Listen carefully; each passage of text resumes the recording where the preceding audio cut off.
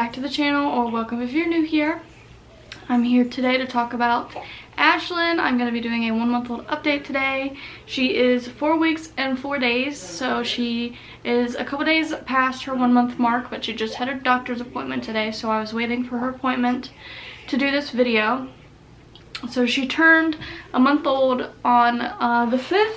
I'm currently nursing her right now, so can't really see her yet, but I'll try and show her at some point during this video if she cooperates, but she's been really fussy these past couple days, which I'm going to talk about in a little bit. So first of all, let's talk about just her basic stats. So at her doctor's appointment today, she was 7 pounds 9 ounces. So in the past, let's see. Okay, so in the past 2.5 weeks, she gained a little under a pound. So she was 7 ounces, so she was 7 pounds 9 ounces. She was 21 inches long. So she grew about 2 inches from the last time she was measured. So let's see. Her length, she is in the 39th percentile. Her weight is in the 6th percentile, and her head, which was 14.25 inches, is in the 35th percentile. So she is on the smaller side, which is different compared to London. London was on the chunkier side. I don't remember when London started to get chunky, because she started out pretty small and then she like kind of leaped and started to be on the chunkier side, but I don't remember when exactly it was that she started to gain a lot more weight. So I'm wondering if Ashlyn's ever gonna hit that point where she starts to turn into a chunky baby, or if she's gonna stay on the like smaller, skinnier side, which there's nothing wrong with either. Both are completely healthy, whether you have a little small skinny baby or whether you have a plump juicy chunky baby. They're both healthy and there's nothing wrong with either. But I'm just curious to see if she's gonna be chunky like London or if she's gonna be on the small, skinny side. So far she's smaller. And like London has had and still has a big head compared to like what's on the charts. Not necessarily in a bad way. Like it's not like, oh my god, your head's big, you're like a bad kid, like oh my god, ew. But that's just the percentage and the science that they use. But she is on track growth wise, even though she's still pretty small. Like she's still the size of a newborn even though she's a month old. But she's on track for growth for her own specific chart, because she is gaining weight and everything like she's supposed to. She just started out smaller than some other babies do. So there's nothing wrong. That's just what it is. Talking about milestones, the other day I finally got her to give her first reactive smile. Like she'll smile when she's asleep and dreaming, or she'll smile like sometimes if she's gassy, they kind of like give like a little smirk whenever they're trying to pass gas and stuff. But she gave like a reactive smile to like us stimulating her pretty much. She's given like a half of one since then, but she's a pretty serious baby. She is a lot more alert and aware of her surroundings now. She loves looking at the ceiling fan. That's like one of her favorite things. She likes her little mobile that's attached to her swing. She likes looking at the TV when she can. She likes the contrasty baby videos on YouTube. Sometimes I'll play them for her if I'm trying to like occupy her for me to do something. Let's see. She's not a fan of baths. Like she doesn't like completely hate it. It's kind of like touch and go. You put her in, she's usually mad because she got undressed. She doesn't like being undressed, so she's already mad. You put her in, she's still mad. You give her a second, she kind of calms down. You know, I'll lay a rag on her to keep her warm whenever she's getting washed and stuff, so that she's not like bare in the water, because you know like when you're in warm water and then you get out of it, it's super cold whenever the air hits your skin. So I usually will leave like a little wet rag over top of her stomach while she's in the water, just to help keep her warm all over. And she usually like she'll calm down and I'll pour the water on her and she'll be okay. But then once I start washing like her hair and stuff and you start touching her, she kind of gets a little irritated again. And then she usually screams until you get her out and get her dressed, because she hates being dressed, she hates being undressed, she hates not having clothes on because she's cold. Obviously they don't like being cold, so she's usually mad all the way until she's completely dressed and you're holding her again. I believe she has rolled from back to front like 2 times, but it was because she was laying in the bed with me and I was like on my side trying to get ready to nurse her at night. And you know, they're super, like they have like super crazy human baby strength whenever they're hungry and are searching for the boob. Like she can crawl when it comes to getting to the boob, like not like a full-on crawl, but if she's laying on my chest and she's hungry and she's like rooting, she will crawl up my chest and she'll straighten her legs and she'll push herself up. And it's called like, I think they call it like a newborn crawl or like a bear crawl or something like that. But they're superhuman when it comes to finding milk. But like I said, I was laying on my side, she was laying on her back beside me, and I'm trying to like get it out to give it to her, and she's like searching for it, and she rolled herself over while she was looking for it. And she's done that like twice. I don't know that she's rolled from front to back yet. She might have, but I don't think it was on like flat level ground exactly that she's done it. I'm not totally sure. Her eyes are still like a dark like navy bluish color, which London's were too, but she's starting to get like brownish around her pupil, and I don't know, I don't really remember with London what hers looked like when they started to change, because most babies are born with blue eyes and then they start to get their color as they get older, usually between like 6 months and a year. London's eyes, if you don't know, are like a grayish, greenish, bluish color. Mine and Christopher's are both hazel. And based off of the brown that she's getting, it kind of looks like hers are going to be like mine and his and be more brownish green than London's gray bluish color.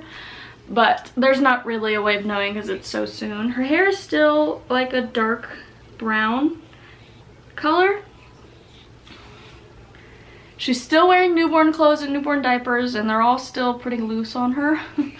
It is so hard, like her socks are all so big on her feet. I had to go buy new socks that are actually newborn socks because I don't know what other sizes I have. I just kind of would grab what seemed smallest, but a lot of them still swallowed her feet. So I got a pack of newborn socks, and they're still pretty big because she has little tiny feet.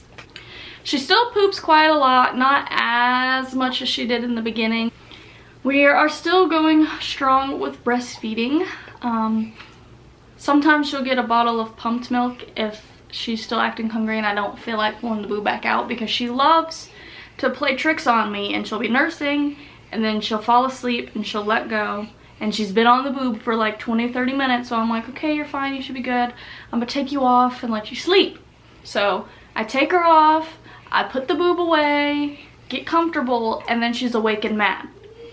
And I'm like, why couldn't you stay on then? Like, if you're hungry, eat. Don't wait until I get everything off and get situated again to be like, wait, no, I wasn't done yet. So usually, if you guys don't know, usually I'll nurse her on one side and I'll put my hack on the other side just to catch like the letdown, so I'm not just leaking everywhere and wasting all of that milk.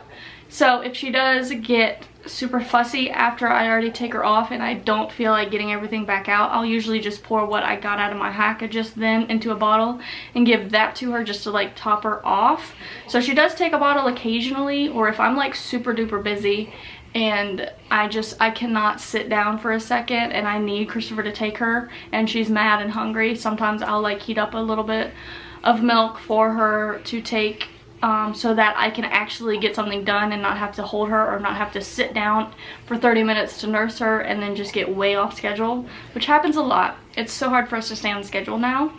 But for the most part, she just nurses. She has like maybe 1 or 2 bottles a day. Some days she won't have one at all. It just depends on how I feel and what's going on that day. She's still looking just like her dad. London, if you guys don't know, or you might know, is my twin pretty much through and through. If you look at my pictures from her age and you look at her, it almost looks like the exact same kid. Like, she is my little twin. Some people will argue that, but everyone around us that's close, that knows me from my childhood and knows us and whatever else, will say that London is my twin. But I definitely think Ashlyn is Christopher's twin, which, like, I guess I kind of hoped for. Like, it's cool to have like one is my twin, one is his twin, and maybe our next one can be like a 50-50. Who knows?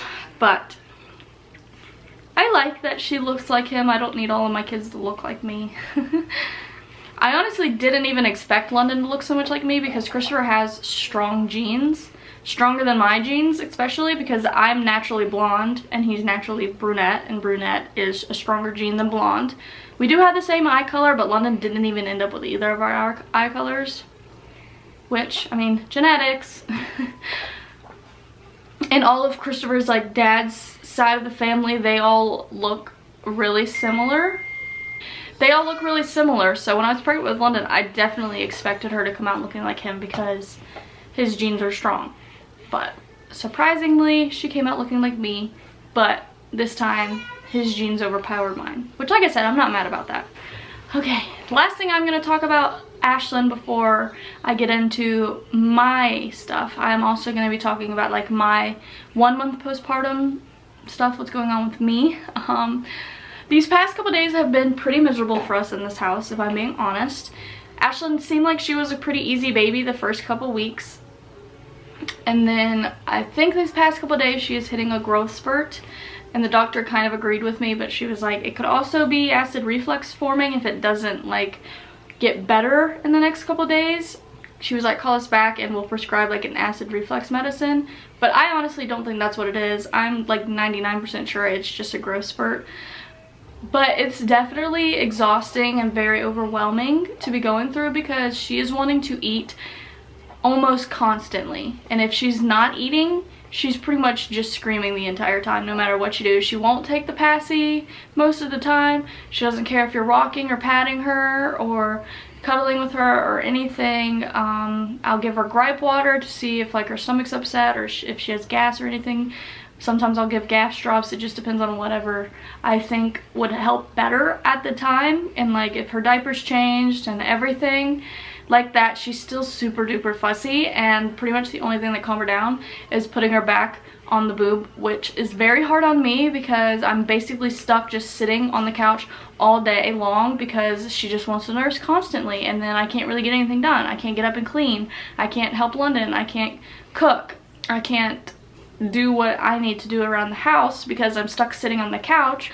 So like I said, I usually end up being stuck just sitting on the couch feeding her almost all the time. Like literally I'll put her on and she'll sit there and she'll nurse for 30, 40, 50 minutes, and then she'll do the whole falling asleep getting off thing. So I'll take her off and I'll be like, okay, I'm gonna go do something now, and like I'll put her in the swing or I'll try to hand her off to Christopher or something, and then 5, 10, so sometimes as soon as 5-10 minutes later, sometimes she'll give me like 30 minutes to 45 minutes of a break, and she's mad again, screaming. So I either have to sit there and try and finish what I'm doing while she's crying, waiting, or I have to stop what I'm doing to go sit down for another like 30-ish minutes. And that's basically what's just been going on these past couple days. So I have been pretty stressed out and it's super frustrating, and I'm hoping that it passes soon. And with all this hassle that she's putting me through with this growth spurt, hopefully she gains a good bit of weight now. Oh man, my back hurts from having to lean over to feed her like that because I don't have my boppy pillow. But she just stopped, so hopefully she'll be good at least till the end of this video. Anyways, yeah, constantly wanting to nurse and just fussing if she's not. She's making it very hard for me to get any sleep at night. She'll give me like one like 3-ish hour stretch, sometimes during the day, sometimes at night, just whenever she chooses where she'll. Oh no. You're not gonna be chewing. Here, Tay. Do you have gas? Excuse the noise, I'm just burping her and trying to continue so I can get this done with. She'll give me like a 3-ish hour stretch where she will actually like calm down long enough to take an actual nap and let me do something. Well, not really. If she's napping, she's usually napping on me, so I still can't do anything. But sometimes she will chill out for a little bit longer, but it's rare. And she is like making it really hard for me to put her in the bassinet at night. I will change her and then I'll feed her, and then I'll make sure she's swaddled and has her passy, and I'll get her to sleep and rock her to sleep in the bed. And then once I know that she's good and asleep, I'll transfer her to the bassinet, and she usually stays asleep. And then once I see that she's still asleep and I'm like, okay, we're in the clear, I start to lay down and get comfortable so that I can go to sleep. And, you know, like I go lay next to London and cuddle up to her, get the blanket, get covered up and fix my pillows and everything like that. And once I'm done doing that, London starts grunting and I'll just lay there to try and give her a minute, just be like, okay, maybe she'll calm herself down and go back to sleep. But then she just gradually gets more and more mad. And then I end up having to get her out and start the whole process all over again. So it's very exhausting. But I think that's all I have to update on Ashlyn today. So I guess I'll let you guys see her real quick while she's not nursing. Say hello. Say hello. Oh no, don't get mad. Don't get mad. She's gonna be mad. Mute. Mute. As for me, how I'm doing a month postpartum, so far I've lost 14 pounds, I think, from my end weight, my end of pregnancy weight, which is not bad. I obviously can't really exercise or anything yet, so that's just what I've lost from having a baby and breastfeeding and stuff like that, and just what I do on a normal day-to-day. But I'm kind of looking forward to 6 weeks when I can finally start working out, because I really do want to work out and start being healthier and like get to a place where I can be more confident with myself. But I do know it's going to be a lot of work, and it's going to take a lot of self-discipline and motivation and work, which I'm not kind of looking forward to, because I know I'm already really bad with that. I'm really bad about setting habits and staying motivated with things. So I know it's going to be super duper hard for me, but hopefully I can just keep the end results in mind, and hopefully that will help a little bit.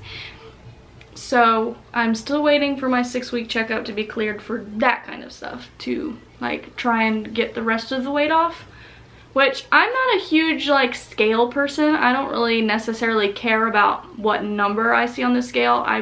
I'm more of the type that just cares what it looks like on the outside. Like, I don't care if I weigh more than like what others would like, as long as it looks good on me. That's what I pay more attention to, is what I would see in the mirror, which I'm gonna be honest, I'm not happy with what I see in the mirror right now, and that's okay in my opinion. I mean, yes, I carried and birthed 2 kids, so my body has changed a lot, but it's not where I would like it to be. And there's only like, I can't really change everything. There are some things that you can't really reverse, like stretch marks. I can't take them away. I can give them time to fade, but I can't remove them. I mean, technically there's stuff you can do, but it's expensive and not something that I would or could do necessarily in this point in life. So stuff like that I can't fix. I just kind of have to let them fade over time and try not to obsess over them, I guess. Because there's nothing wrong with stretch marks. They're totally a normal thing, but as a woman, sometimes it is hard to look at stretch marks and not hate them, you know? So I do want to change some things about myself whenever I am able to. I feel like I've adjusted pretty well. It hasn't been as hard as I anticipated the whole pregnancy to go, from having a toddler to having a toddler and a newborn. It's definitely tough at times, but it isn't nearly as bad as I thought. I do get overwhelmed and frustrated quite a lot, because like I've said, my daily schedules get off very bad and I haven't been able to get much done, and my laptop likes to mess my videos up and blah blah blah. So having 2 young kids, things don't always go your way, and you kind of just have to adjust and kind of go with the flow, which is really hard for me because I'm a pretty like controlling person. Because of my anxiety, I always feel like I have to control every situation, and I have to have a super duper planned out day, otherwise I feel very scatterbrained and it makes me anxious. But it's really hard to stick to a schedule with a newborn, because when they want to eat, they want to eat, and you kind of just got to stop what you're doing and feed them. And that's the main problem, is having to feed her on demand. Bleeding wise, I think I'm done bleeding, like as of like yesterday. But who knows, because I've stopped and then restarted multiple times. Every time I think that I'm done, it starts back up again, but it seemed to have stopped longer than it has in the past. So I'm hoping that that is over with, but I don't know for sure yet. And then lastly, the other thing going on with me is because of this whole growth spurt thing and her cluster feeding a lot, it has like alerted my body to start producing more milk, because that's what a growth spurt is for, basically. For breastfed babies anyways, when a breastfed baby goes through a growth spurt, they typically will cluster feed a lot, because that is their way of signaling your body that they need more milk to fill themselves now, because their stomach grows as they get older, meaning they require more milk to fill them up throughout the day. So because of her cluster feeding, she has told my body, hey, you need to make more milk. So because of that, my boobs today especially are very, very sore. My nipples are very sore because she's been nursing so much. But I believe I have a clogged duct in my right boob, and it is so tender. And I've had some heating packs on them earlier. Using my Hacka, and I'm still nursing on demand as much as she wants, which is supposed to help. I'm trying to massage it out. In the shower earlier, they recommend that you like run hot water over it and try and like hand express out, which I did a little bit, as much as I could, because while I was in the shower, Ashlyn was screaming her head off with Christopher, so I kind of had to rush. But I tried my best, but it's still very much there, still very much tender, and just, it hurts a lot. So I need my supply to re-regulate itself so that my boobs don't get so engorged again that they then get a clogged duct like this. And yeah, that is pretty much what's going on with me. I guess really quick before I go, I'll show you guys what my stomach is looking like now. It doesn't look too much different than it did like at a week postpartum, in my opinion. Like my stretch marks still look the same. My stomach hasn't like completely gone back to normal. Had to unbutton my pants, but as you can see, I still have all my stretch marks, and they're more noticeable now, because before I couldn't really see them because, you know, my stomach was big and round and they were under there hidden. So I definitely have more than like I thought. But this is where I'm at currently.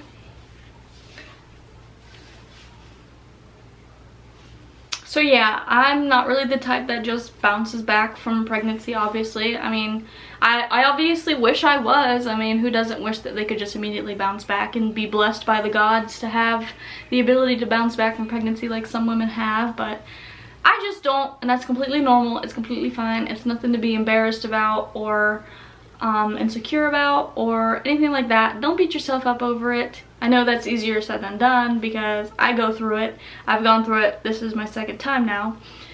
But everyone is different, and everyone will have different experiences, and I'm just sharing mine with you to hopefully make some of you feel better about how your situation is going, because sometimes there are unrealistic expectations and unrealistic examples out on the internet about what happens after you give birth and the changes that your body has gone through and will continue to go through. And yeah, you don't just immediately go back unless you're super duper lucky. Anyways, hope you guys enjoyed this video. If you did, please leave a like and a comment below. Subscribe to the channel before you go if you have not already. Thank you guys for watching today's video, and we will see you next time. We will see you next time. All the scars start to heal when I'm with you, and I can't explain how I feel when I'm with you. Just give a little bit of your heart, give a little bit of your heart.